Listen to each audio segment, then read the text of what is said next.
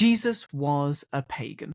If you've never heard that argument before, there are some people out there that genuinely believe this. And if you don't believe me, we're going to respond to a video today that argues just that Jesus was a pagan, and therefore Christianity comes from a form of paganism. Now, some of you may be thinking, what's the point of responding to this? It clearly doesn't come from a scholarly source because most scholars would not argue this way, and shouldn't we be looking at more legitimate arguments for Christianity? Well, I think, yes, that is all fair points to make. However, I think it's important that we do take some time and respond to some of these very poor arguments, because some Christians may be convinced by these arguments, and we need to be able to defend our faith at the high level and at the low level. Now, this one is seriously the lower level, but let's have a look at it and see how we can respond to it, and see how you would respond to this sort of argument as well. Quick to say, Jesus Christ was a pagan. Now, I can't wait to get all the backlash from this. Like, legit, I can't wait for all what you guys have to say. But just hear me out real quick. The reason I say this is because if you look at the facts, it's 100% true. I love that bit. I love that beginning. If you look at the facts, it's 100% true. Now, that always works in arguments with people. Always. If you just leave it at that, it's great. Or if you just start with that, great. If you look at the facts, it's 100% true. That my claim is true. Okay, great. I guess we'll just believe you. Terrible argument. If you look at his focus on the blood of Christ, his lineage that he put before himself, you'll see that he was focused on his ancestral veneration through blood and his lineage.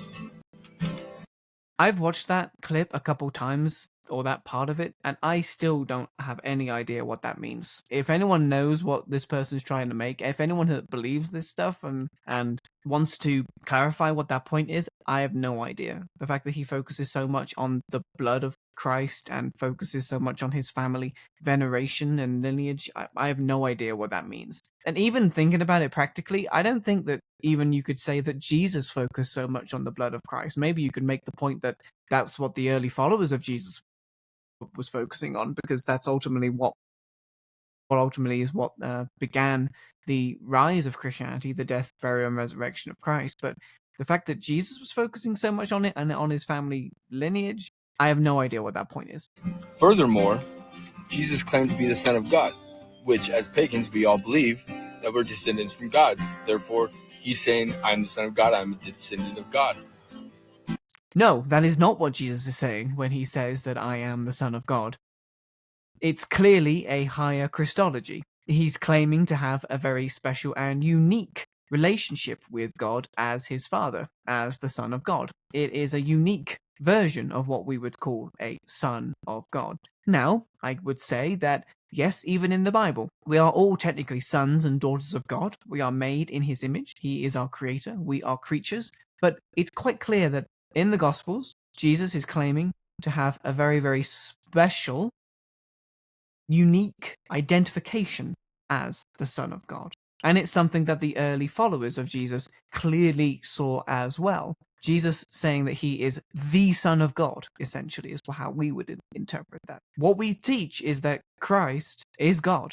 Christ, truly God, truly man, second member of the Trinity, came, God incarnate, to live and dwell with us. Not that he was a descendant of God, as we are all descendants. No, clearly, we as Christians teach in a triune God, one God, three in his person, and Jesus is the second member of the Trinity.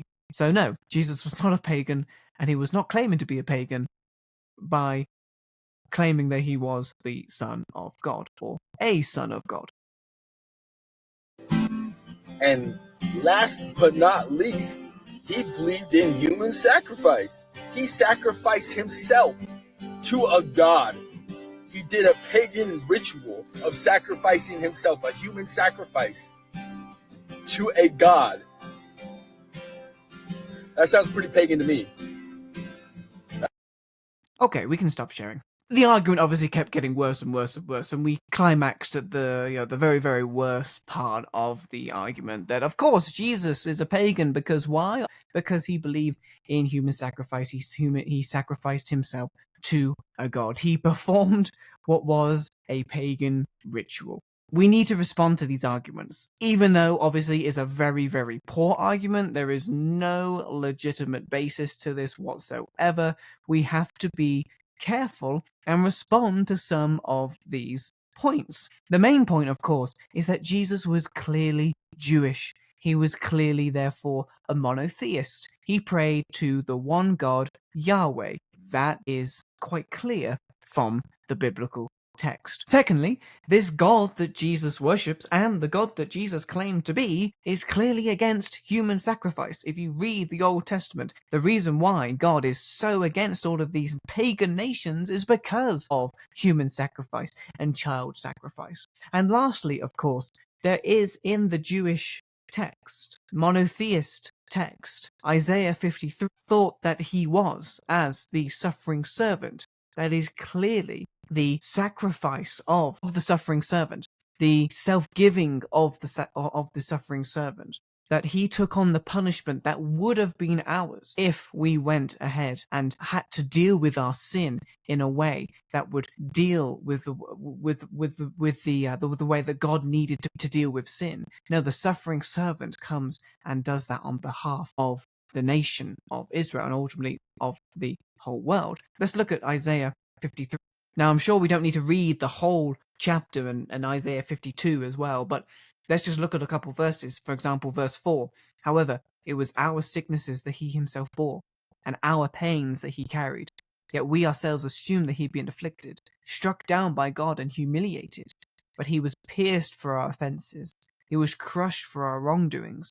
The punishment for our well-being was laid upon him, and by his wounds we are healed. Now, clearly, this is not discussing a pagan ritual. It's talking about the suffering servant taking on some sort of punishment that would have been the nation's punishment if God was going to deal with them in their sin.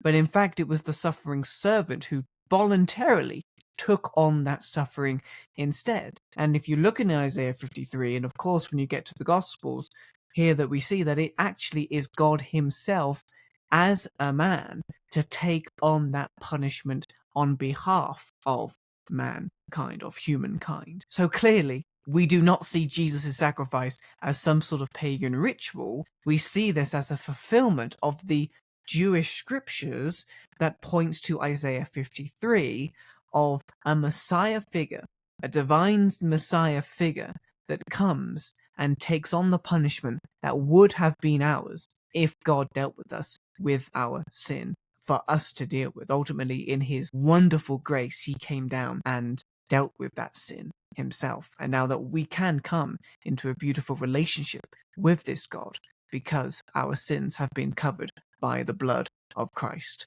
Yes, the blood of Christ, not a pagan ritual, but a wonderful expression of God's wonderful grace that he has poured out on us. I think we can wholly say that Jesus was not a pagan.